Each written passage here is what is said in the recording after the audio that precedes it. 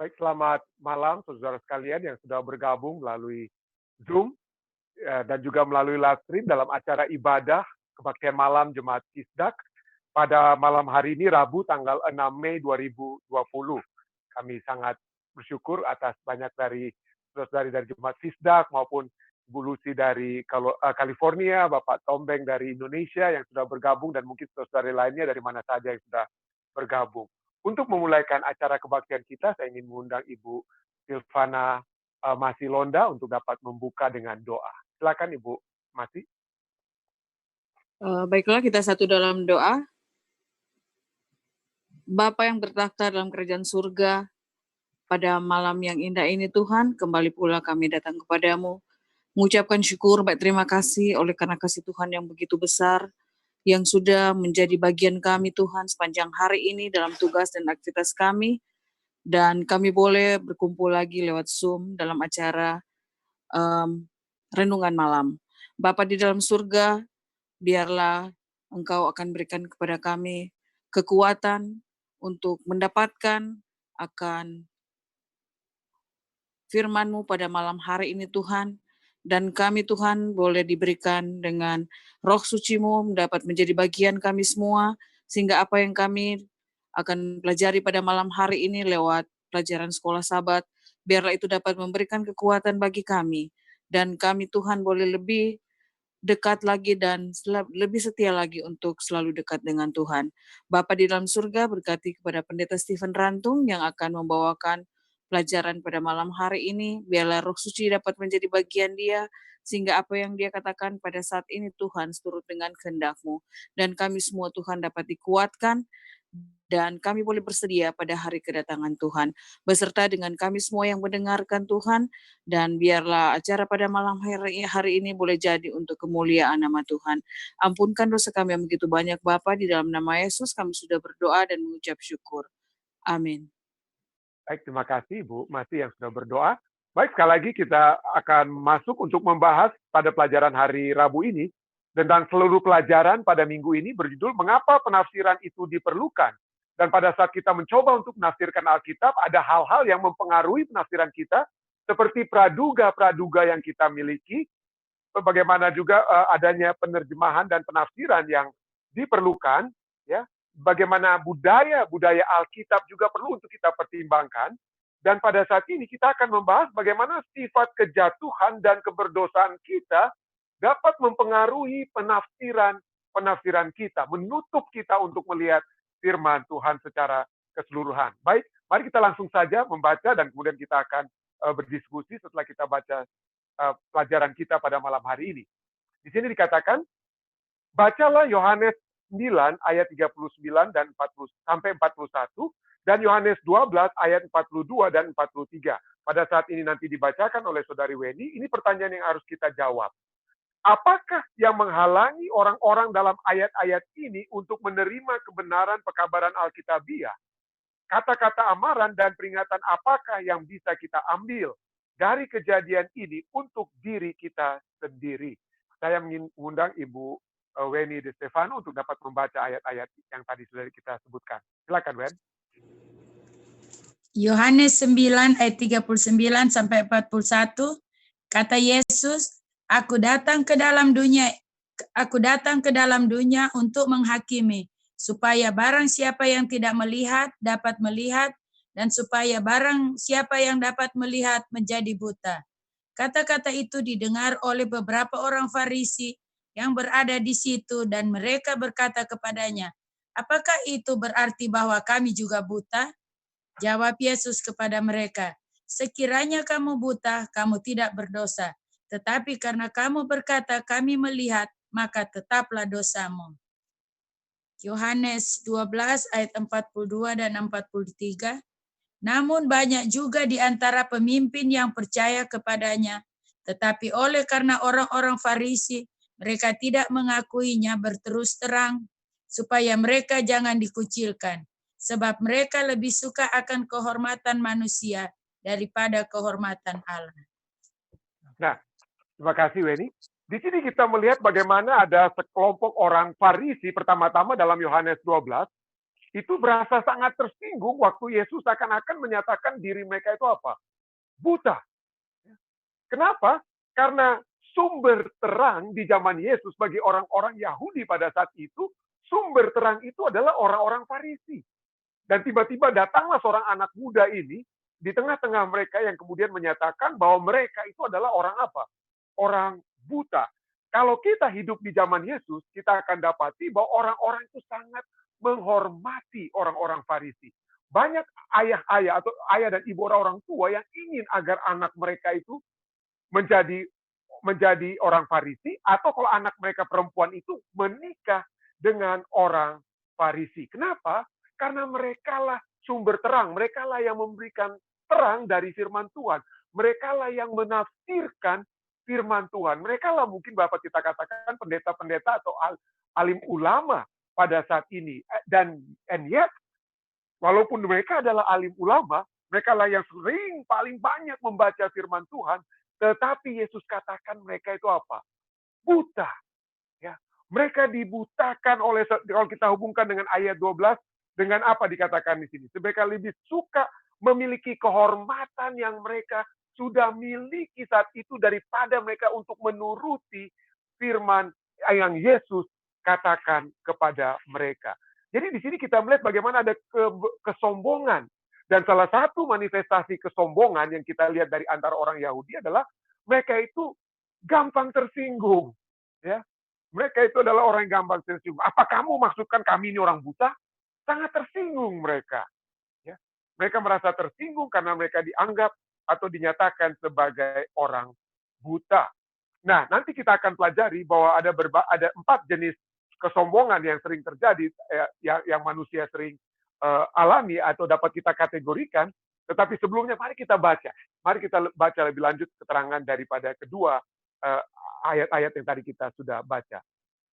Mudah untuk melihat ke belakang, ke zaman Alkitab, dan memandang hina para pemimpin agama atau orang-orang Farisi yang menolak Yesus, meskipun ada bukti yang begitu kuat. Namun kita perlu berhati-hati agar tidak menumbuhkan sikap yang sama seperti orang Farisi terhadap firman Tuhan. Mereka tolak, orang Farisi menolak Yesus dan apa yang Yesus kabarkan, dan seringkali kita juga pada zaman ini menolak firman Tuhan yang jelas-jelas sudah tertulis. Oleh sebab adanya apa? Kesombongan kerohanian yang mungkin kita miliki. Mari kita terus baca. Tidak perlu ditanya lagi bahwa dosa telah menjadi radikal, bahwa dosa secara radikal mengubah, menghancurkan, dan merusak hubungan kita dengan Allah. Dosa mempengaruhi seluruh keberadaan manusiawi kita. Itu juga mempengaruhi kemampuan kita untuk menafsirkan Alkitab. Bukan hanya proses berpikir manusiawi kita yang mudah digunakan untuk tujuan berdosa, tetapi akal dan pikiran kita telah menjadi rusak oleh dosa, sehingga menjadi tertutup bagi kebenaran Allah.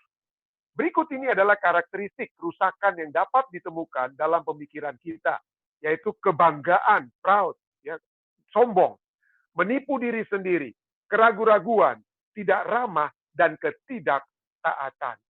Orang sombong meninggikan dirinya melebihi Tuhan dan firman-Nya. Hal ini karena kesombongan membawa penafsir terlalu menekankan akal budi manusia, akal budi diri sendiri sebagai penentu akhir kebenaran. Bahwa kebenaran yang ada dalam Alkitab, bahkan kebenaran yang ada dalam Alkitab. Sikap seperti ini mengurangi wewenang Tuhan atas Alkitab. Beberapa orang cenderung hanya mendengarkan ide-ide yang menarik bagi mereka, walaupun bertentangan dengan kehendak Tuhan. Tuhan telah memperingatkan kita tentang bahaya menipu diri sendiri, seperti tertulis dalam Wahyu 3 ayat 17. Dosa juga menumbuhkan keraguan, di mana kita mudah goyah dan cenderung untuk tidak mempercayai firman Tuhan. Ketika seseorang mulai dengan keraguan, penafsiran teks Alkitab tidak akan pernah mempengaruhi kepada kepastian. Orang yang sudah ragu dengan cepat mengangkat dirinya ke posisi di mana ia menghakimi apa yang bisa dan tidak bisa diterima dalam Alkitab, yang merupakan tempat yang sangat berbahaya untuk berdiri. Sebaliknya, Kita harus mendekati Alkitab dengan iman dan kepatuhan, dan bukan dengan sikap kritik dan keraguan. Kesombongan, penipuan diri sendiri, dan keraguan mengarah pada sikap yang berjarak, yang menjauh daripada Tuhan dan Alkitab. Dan pasti akan mempengaruhi pada ketidaktaatan, yaitu keengganan untuk mengikuti kehendak Tuhan. Ya. Jadi salah satu yang menghalangi penafsiran kita itu adalah sikap apa? Kesombongan yang ada di dalam diri kita sendiri. Kita melihat diri kita itu bahkan lebih daripada firman Tuhan. Kitalah yang akan menghakimi mana firman Tuhan yang tepat, yang pasti, mana yang tidak berguna. Dan itu yang terjadi kepada manusia pada saat ini. Alkitab menyatakan dalam Amsal 6 ayat 16 dan 17, ada 6 perkara yang dibenci Tuhan. Ya, ada 6 perkara yang dibenci Tuhan, bahkan 7 perkara yang menjadi kekejian bagi hati Tuhan. Dan Anda tahu apa yang pertama disebutkan? Kekejian apa? Apa hal yang dibenci Tuhan? Yang pertama-tama disebutkan itu adalah kesombongan. Yang pertama adalah kesombongan. Di dalam kitab Perjanjian Baru, Yakobus berkata, Rasul Yakobus dalam Yakobus 6 bagian akhir yang sering kita baca dan sering kita lupakan baca ayat yang ke-7. Di sana dikatakan ayat 6 bagian akhir dikatakan Allah menentang yang congkak tetapi mengasihani orang yang rendah hati. Jadi ada dibandingkan antara orang yang congkak, yang Allah tentang, yang Allah benci, dan ada orang yang rendah hati yang dikasihi Allah. Ayat 7 ini menjadi menarik karena kita bisa lihat ada hubungannya. Ayat 7 katakan, karena itu tunduklah kepada Allah. Siapa itu orang yang tunduk kepada Allah? Orang yang dibenci Tuhan atau orang yang apa ya? Orang yang congkak atau orang yang rendah hati? Mana itu orang yang apa? Tunduk kepada Allah. Tentunya orang yang rendah hati, bukan orang yang congkak. Jadi yang rendah hati itu adalah orang yang tunduk pada Allah, dan dikatakan, ayat 7 saya ulangi, karena itu tunduklah kepada Allah dan lawanlah iblis. Jadi yang mana berhubungan dengan Allah dan mana yang berhubungan dengan iblis di ayat ini. Ya. Yang berhubungan dengan Allah adalah orang yang rendah hati, dan yang dihubungkan dengan iblis adalah orang yang apa? Orang yang congkak. Ya, orang yang congkak. Congkak dihubungkan dengan iblis, rendah hati dihubungkan dengan siapa? Dengan Allah. Dihubungkan dengan Allah. Nah, ini jadi sangat menarik karena kita sering mendengar bahwa pusat daripada dosa, sin bahasa Inggris. Apa itu pusatnya itu? Pusat daripada sin atau dosa. Itu adalah saya, I. Ya. Pusat daripada dosa itu adalah saya. Tahukah Anda bagaimana setan menguasai kita? Ya. Bagaimana kita tunduk kepada setan? Ya. Bagaimana supaya kita tunduk kepada setan? Setan tidak pernah dia berkata, akulah Tuanmu, engkau akan menjadi hambaku. Ya. Betul, dia katakan itu kepada Yesus, tunduk, maka itu akan kuberikan. Ya. Tapi dia beri. Tapi dia tidak pernah berkata bahwa akulah Tuanmu, engkau akan menjadi hambaku. Tapi apa yang setan selalu tawarkan kepada manusia? Mari kita lihat manusia pertama apa yang setan tawarkan. Kejadian 3 ayat 4 bagian akhir sana dikatakan, ini yang setan katakan kepada Hawa. Kamu boleh makan. Pada waktu kamu memakannya, matamu akan terbuka dan kamu akan menjadi seperti Allah. Tahu tentang yang baik dan yang jahat. Jadi yang setan tawarkan itu adalah bukan dia yang akan memberitahukan kamu apa yang ingin dilakukan, bukan dialah sumber pengetahuan, bukan dialah sumber berkat, tetapi kamu, dirimu sendiri adalah sumber pengetahuan, dirimu sendiri itu adalah sumber berkat, kamu akan menjadi seperti Allah. Bukan aku yang akan menjadi pusat kehidupanmu, tapi kamu sendiri akan menjadi pusat bagi dirimu sendiri. Percaya dirimu sendiri. Setan tidak bilang, percaya aku. Bukan. Yang setan katakan, percaya dirimu. Karena pada saat kita percaya kepada diri kita sendiri, kita pada saat bersamaan itu sudah berada di bawah kuasa setan. Ya, kita sudah menjadi kuasa setan. Setan ingin agar kita menjadi pusat segala sesuatunya. Karena pada saat kita menjadi pusat, kita menjadi I, maka kita sudah berdosa. Setan tidak akan pernah mengatakan, mari pindah dari Tuhan kepada saya. Tidak. Setan katakan, pindah dari Tuhan kepada dirimu sendiri. Pindah kepada dirimu sendiri. Jadi dari Allah kita berpindah kepada diri kita sendiri. Gantinya kita melakukan kehendak Allah, kita melakukan kepentingan, keinginan diri kita sendiri yang sekarang memerintah kehidupan kita. Bukan firman Allah, bukan Allah yang menjadi pemerintah kita, tetapi diri kita sendiri. Tidak heran kita diamarkan dalam Filipi 2 ayatnya yang ketiga dan yang keempat. Di sana dikatakan, dengan tidak mencari kepentingan diri sendiri, selfishness, dan puji-pujian yang sia-sia. Sebaliknya hendaknya dengan rendah hati, yang seorang menganggap yang lain lebih utama daripada dirinya sendiri, dan janganlah tiap-tiap orang hanya memperhatikan kepentingan atau dirinya sendiri, tetapi kepentingan orang lain juga. Tetapi kita lihat zaman kita sekarang, begitu hebat kita mencari segala sesuatu untuk kepentingan diri kita sendiri. Puji-pujian bagi diri kita sendiri. Kita menganggap diri kita itu lebih cantik, lebih ganteng daripada orang lain. Ya, kepentingan kita yang kita utamakan. Dan disinilah kita dapat melihat bahwa ada 4 kelompok kesombongan yang dapat terjadi. Pertama, kita merasa sombong secara spiritualitas, kerohanian kita. Ya. Kita merasa kita itu lebih rohani dari orang lain. Kita tidak suka melihat orang lain yang berdosa. Kita ingin agar ada kuasa-kuasa kerohanian, posisi-posisi kerohanian di gereja itu menjadi milik kita.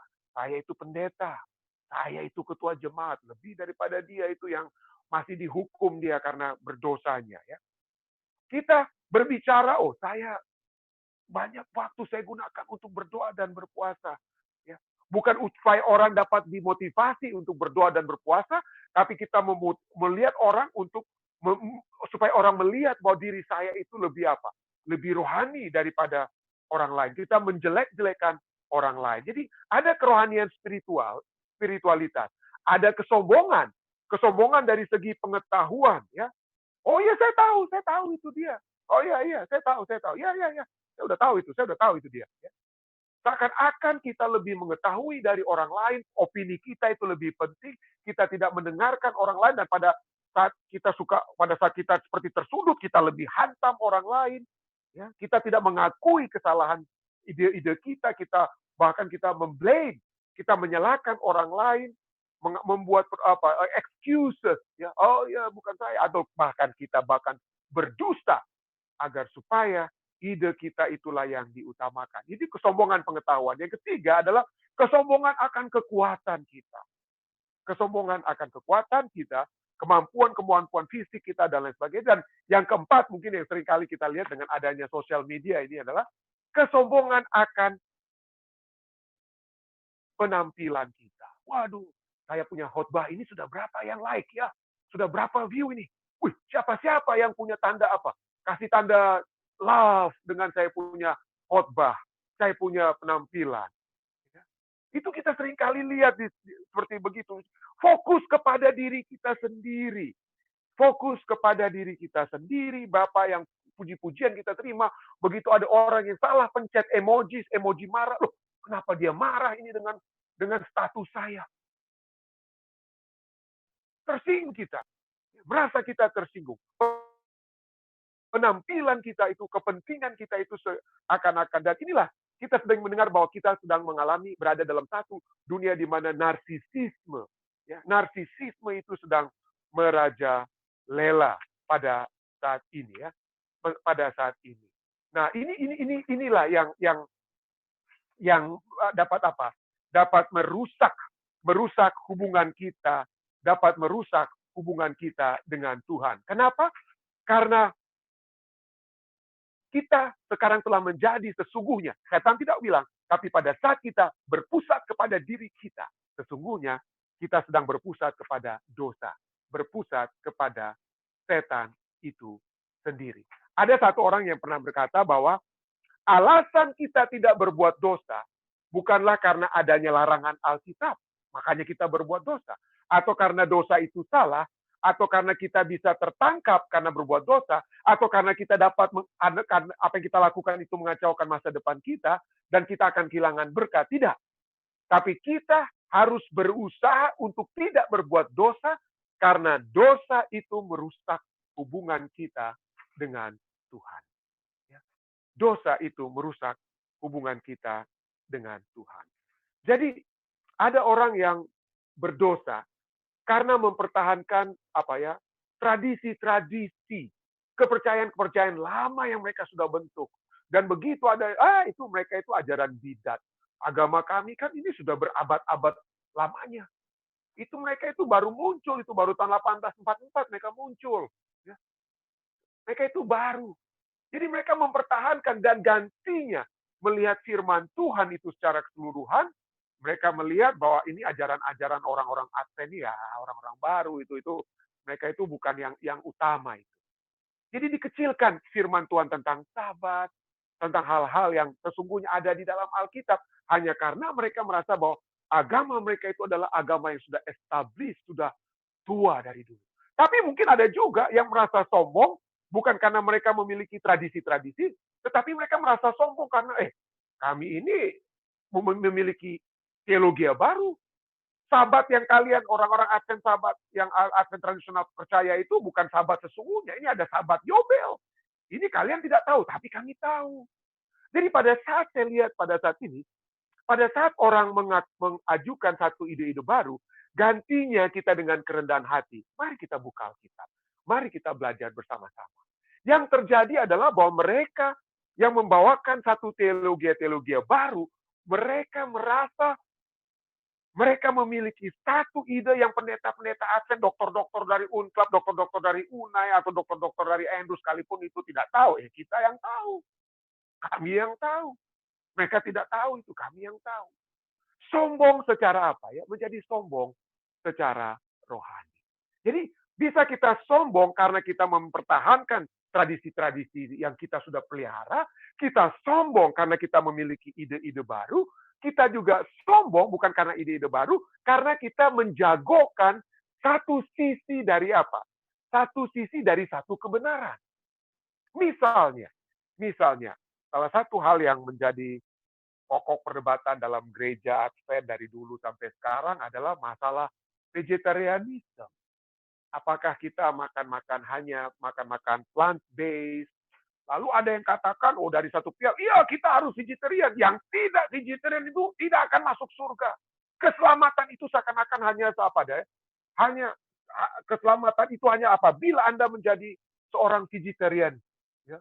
Kalau sampai makan ikan, sampai makan telur, dosa. Tidak masuk surga. Jadi ada yang berpihak seperti itu. Dan pakailah mereka kutipan demi kutipan dari Nyonya White dan lain sebagainya. Ya.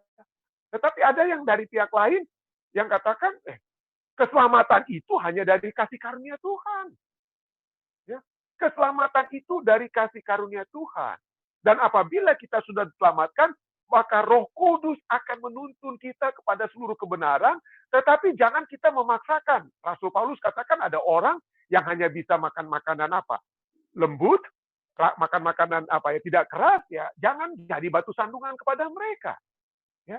Tetapi mari kita lihat bahwa ajaran Alkitab, kita percaya keselamatan itu bukan karena kita vegetarian, keselamatan itu hanya karena kita oleh karena kasih karunia Kristus yang sudah mati bagi kita di kayu salib, dan kita terima dengan iman, tetapi kita juga tidak lupa bahwa ada prinsip-prinsip kesehatan yang Tuhan ingin untuk kita hidupkan. Dan salah satu prinsip kesehatan itu seperti dalam 3 Yohanes pasalnya yang kedua, pasal 2 atau ayat 2 yang katakan, saudaraku yang kekasih, aku berdoa, semoga engkau baik-baik dan sehat-sehat dalam segala sesuatu, sama seperti jiwamu baik-baik saja. Dan kita percaya berdasarkan ilmu-ilmu pengetahuan yang sedang begitu hebat saat ini, kita mengetahui mana yang baik dan mana yang tidak baik. Kita mengetahui bahwa tubuh kita adalah keabah Tuhan, dan apabila kita menjaga dengan sebaik-baiknya, maka kita akan apa?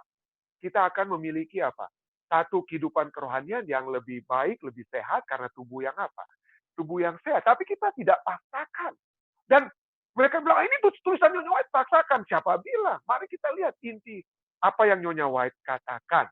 Misalnya, Nyonya White katakan dalam Nasihat Bagi Sidang halaman 244, di sini yang dia katakan. Dan saya ingin kita semua melihat ini sebagai satu pelajaran yang dapat memberikan kekuatan bagi kita. Bagaimana sesungguhnya sikap kita terhadap vegetarian? Apakah kita langsung tolak mati-mati, itu hanya untuk orang-orang yang ekstrim? Atau kita mungkin pelajari, ya mungkin ada baiknya, ada hal yang baik yang dapat kita pelajari pada saat kita menjadi vegetarian. Jadi inilah yang Nyonya White katakan dalam Nasihat Bagi Sidang halaman 244, karena dikatakan demi kebaikan, bukan keselamatan.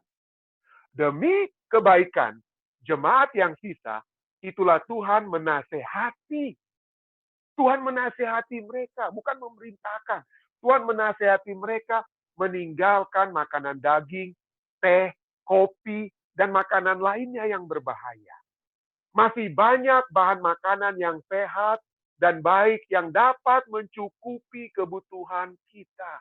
Berulang-ulang saya katakan, ini bukan di tulisan Nyonya White ya. Berulang-ulang saya katakan ya, ilmu pengetahuan modern, ilmu pengetahuan nutrisi modern menyatakan bagaimana protein yang hebat dapat kita miliki dari plant-based. Coba Anda YouTube, Anda search Game Changer. Tolong nonton itu film Game Changer dan hal-hal lainnya. Begitu banyak ahli-ahli ilmuwan saat ini yang sudah menyatakan bagaimana makanan yang sehat dan baik itu mencukupi kebutuhan kita. Dan mari kita lanjutkan apa yang Nyonya White. Tadi cuma intermezzo saya ya. Jadi, demi kebaikan jemaat yang sisa, itulah Tuhan menasihati mereka meninggalkan makanan daging, teh, kopi, dan makanan lain yang berbahaya. Masih banyak bahan makanan yang sehat dan baik yang dapat mencukupi kebutuhan kita. Dari antara mereka yang menantikan kedatangan Tuhan, daging akan lambat laun dilupakan. Daging tidak akan terdapat lagi pada makanan mereka. Ini dikatakan, ingat ini. Ya, ini saya mau tekankan. Ini untuk Nyonya White katakan. Wajiblah kita selalu mengingat tujuan ini dalam pikiran serta berusaha terus-menerus mencapainya. Berusaha. Ya. Mari kita berusaha. Mari kita terus berusaha. Tuhan sudah menyatakan kepada kita di dalam 2 Tawarik 20 ayat 20.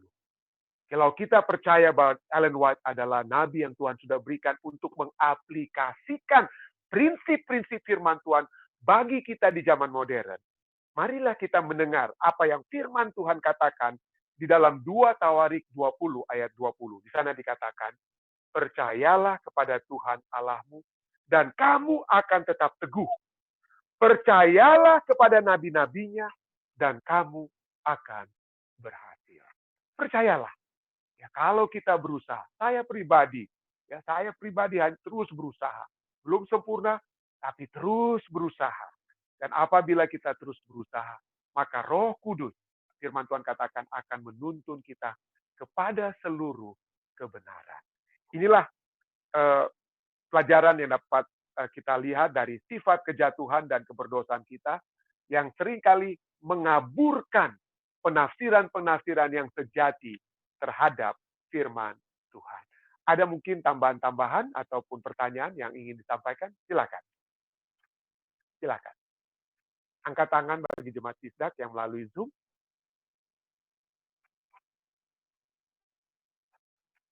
Melalui live stream deh, apa ada yang bertanya atau tambahan? Belum ada ya? Apa? Oh, puji Tuhan, puji Tuhan. Sudah Saudara Elisa katakan sudah jelas sekali. Baik, mari kita masuk ke dalam permohonan doa kita.